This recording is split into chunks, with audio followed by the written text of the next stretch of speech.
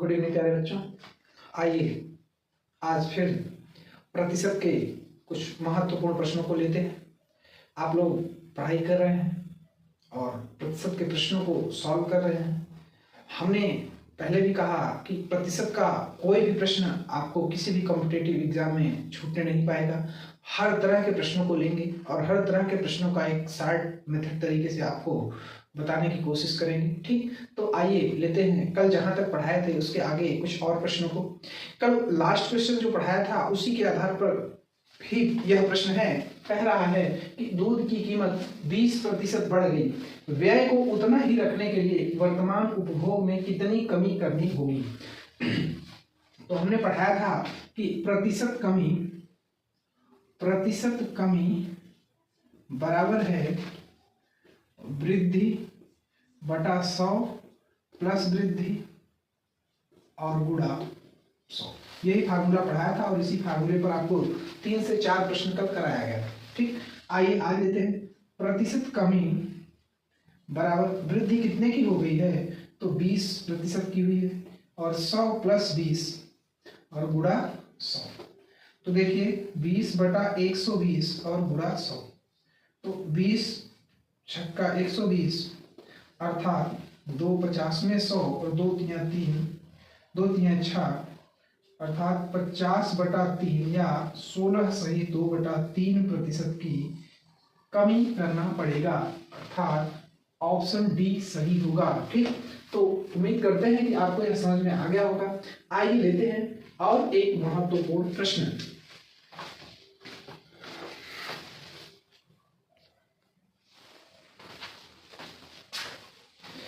देखिए भैया, कह रहा है चीनी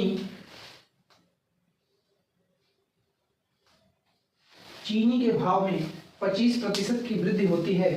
यदि कोई परिवार चीनी पर किए जाने वाले अपने व्यय को पहले जैसा ही रखना चाहे तो परिवार द्वारा चीनी के खपत में कितने प्रतिशत कमी करने होंगे। बात समझ रही कहीं? मतलब यह कि जो भी अगर हम लोग खर्च कर रहे हैं, अचानक से अगर चीनी का दाम बढ़ जाए तो हम चीनी की खपत में जो है कमी करना पड़ेगा, ताकि हमारा जो महीने का चीनी पर व्यय हो रहा है वह नियत बना रहे। ठीक, तो ऐसा ही प्रश्न है और ऐसा प्रश्न हर एक कॉम्पिटिटिव एग्जाम में पूछा जाता है। तो इसका बहुत ही आसान सा तरीका हमने आपको पढ़ा चुके हैं, या बहुत बार बार मैं उस प्रश्नों को ले रहा हूं और पढ़ा रहा हूं, आपको बता रहा हूं कि वही फार्मूला है प्रतिशत कमी बराबर वृद्धि बटा 100 प्लस वृद्धि गुणा 100। ठीक, तो यहाँ भी वही लगने वाला है कि चीनी की खपत में कितने प्रतिशत की कमी हमें करना पड़ेगा। तो प्रतिशत कमी, देखिए प्रतिशत कमी बराबर वृद्धि कितने की हुई है, तो 25 बटा 100 प्लस 25 और गुणा 100। तो 25 बटा 125 गुणा 100, 25 पंचे 125 और 5 20 में 100, अर्थात खपत में 20% की कमी करना पड़ेगा। कितने प्रतिशत की? 20% की कमी करना पड़ेगा, अर्थात यहाँ पर ऑप्शन बी सही होगा। ठीक, तो उम्मीद करते हैं अभी आपको समझ में आया होगा। आइए लेते हैं एक और प्रश्न।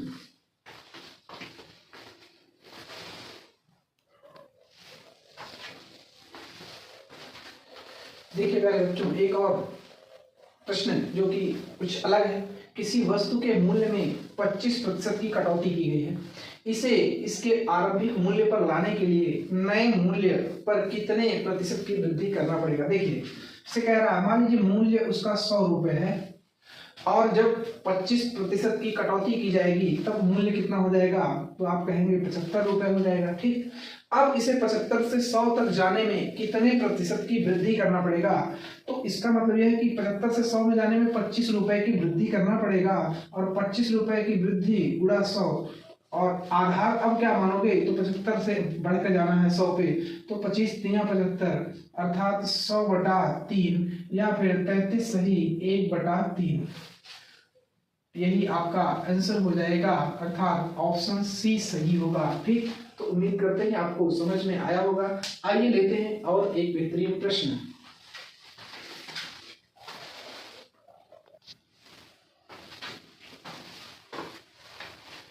देखिए प्यारे बच्चों, कह रहा है जल कर में 20% की वृद्धि हुई, लेकिन उसकी खपत में 20% की कमी हो गई। कितने की?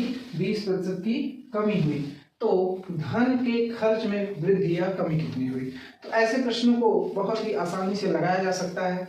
और आप देखेंगे कि देखिए जब 20% ए बी वाला एक फार्मूला होता है कि ए प्लस बी और प्लस माइनस ए बी बटा 100, ऐसे प्रश्नों में इसी फार्मूले का प्रयोग करिए, बहुत ही आसानी से आंसर आ जाता है। देखिए जब कह रहा है जल कर में 20% की वृद्धि हुई, तो वृद्धि को प्लस के साथ लिखेंगे और कमी को माइनस के साथ लिखेंगे।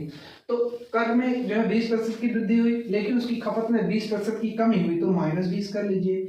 अब देखिए यहाँ पर +20 है, यहाँ पर -20 है, तो प्लस और माइनस का गुणा जो होता है वो माइनस होता है। तो 20 गुणा 20, चूंकि ए और बी है, और बटा में 100।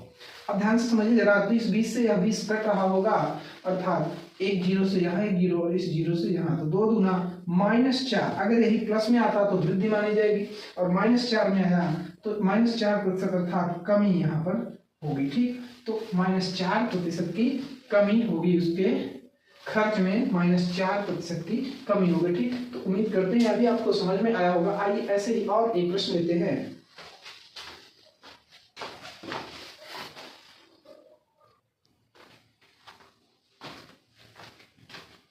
देखिए प्यारे बच्चों, कह रहा है कि ए का वेतन 50% घटा दिया गया और बाद में 50% फिर से बढ़ा दिया गया, तो उसे कितने प्रतिशत की हानि हुई। ठीक, तो ऐसे प्रश्न को अभी मैंने जस्ट पढ़े, इसके जस्ट पहले वाले प्रश्न में हमने ये बताया कि जब भी ऐसे प्रश्न मिले कि पहले घटा दिया जाए बाद में बढ़ा दिया जाए, या फिर पहले बढ़ा दिया जाए बाद में घटा दिया जाए, तो उसमें हम ए बी वाले फार्मूले का प्रयोग कर लेंगे और बड़ी आसानी से एक लाइन में आपको उसका आंसर मिल जाएगा। ठीक, तो देखिए पहले 50% घटा दिया जा रहा है, हमने क्या बताया था, जब घटेगा तो माइनस के साथ लिखेंगे और जब बढ़ेगा तो प्लस के साथ लिखेंगे।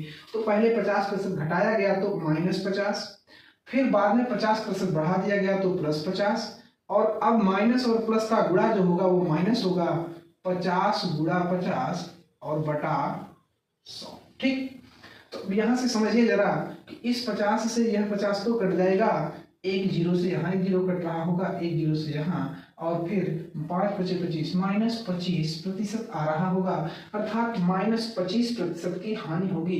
जब माइनस में आएगा तो हानि और प्लस में आएगा तो लाभ। तो यहाँ पर ऑप्शन ए सही है।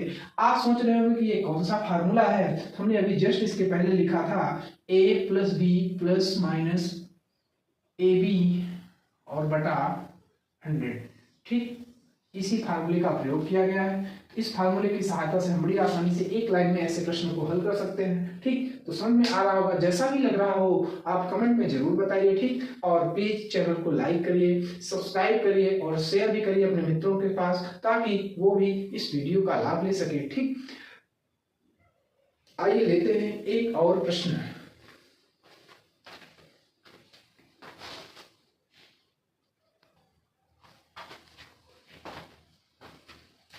देखिए प्यारे बच्चों, एक और अच्छा और प्यारा प्रश्न है। कह रहा है वर्ष 2001 में एक इमारत का मूल्य उसके मूल मूल्य का 80% था और 2002 में मूल्य उसके मूल मूल्य का 60% था। तो 2001 से 2002 तक मूल्य में कितने प्रतिशत की कमी आई है। ठीक, तो यहाँ पर हम बहुत ही आसान से बहुत छोटे तरीके से इसको आपको बताने वाले हैं कि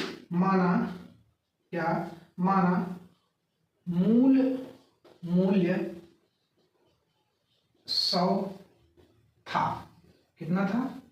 100 था। ठीक, तो अब देखिए 2001 में और 2002 में समझिए जरा, उसका जो मूल्य था वो 100 रुपए था।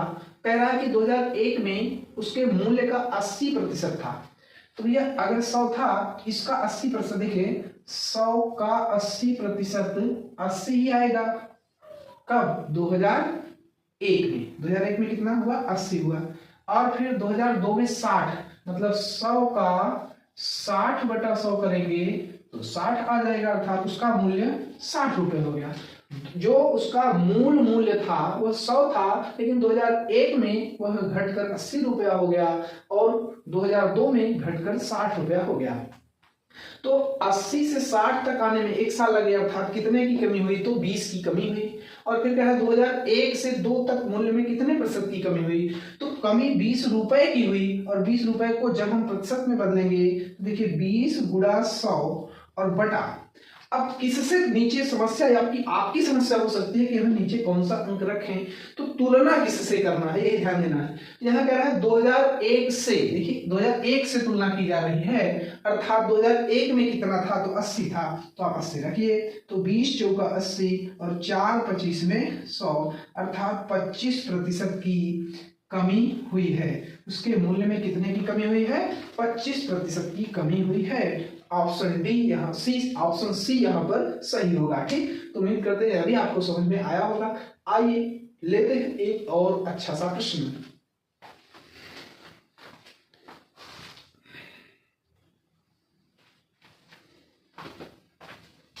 देखिए प्यारे बच्चों, एक और प्यारा सा प्रश्न है जो कि परीक्षा में कई बार आया हुआ प्रश्न है। कह रहा है 2/3 भिन्न 1/3 की कितने प्रतिशत है। बहुत ही आसान सा है, इसको निकालना है इसकी तुलना में, मतलब 2/3 को निकालना है 1/3 की तुलना में। यहाँ साफ दिख रहा है 1/3 की कितने प्रतिशत है, तो इससे तुलना कराना है।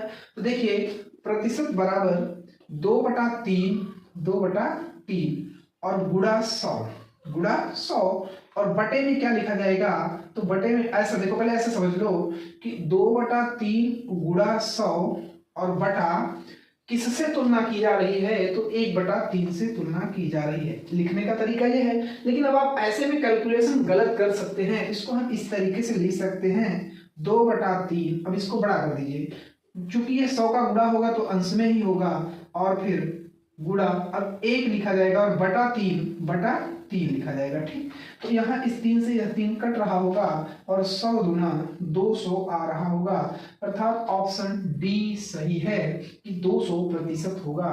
कितने प्रतिशत है, तो 200% है। ठीक, तो उम्मीद करते हैं आपको समझ में आया होगा। आइए लेते हैं एक और प्यारा सा प्रश्न।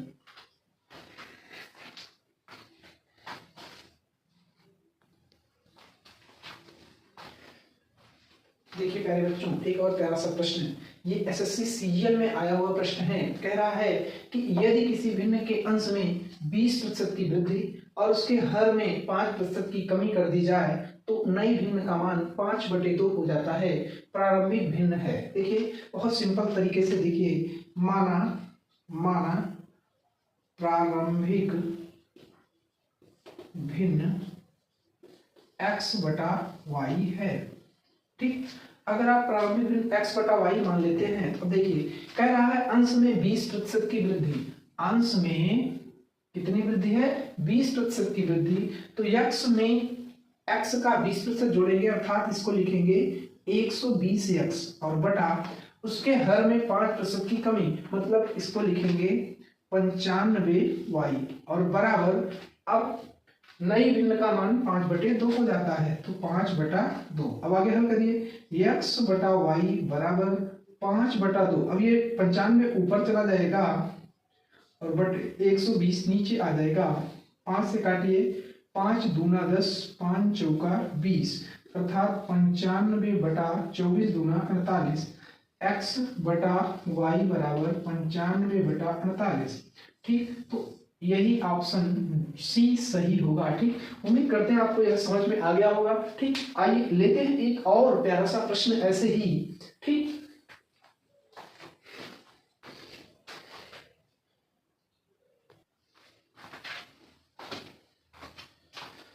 देखिए प्यारे बच्चों, यह प्रश्न Delhi police SSC GD sub inspector में आया हुआ प्रश्न है।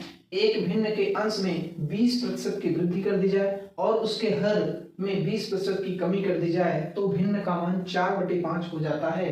तो मूल भिन्न क्या है, देखिए सेम पिछले प्रश्न जैसा है। माना मूल भिन्न x/y है। ठीक, तो अब अंश में 20% की वृद्धि करने पर हो जाएगा 120x बटा हर में 20% की कमी करने पर हो जाएगा 80y इक्वल टू 4/5।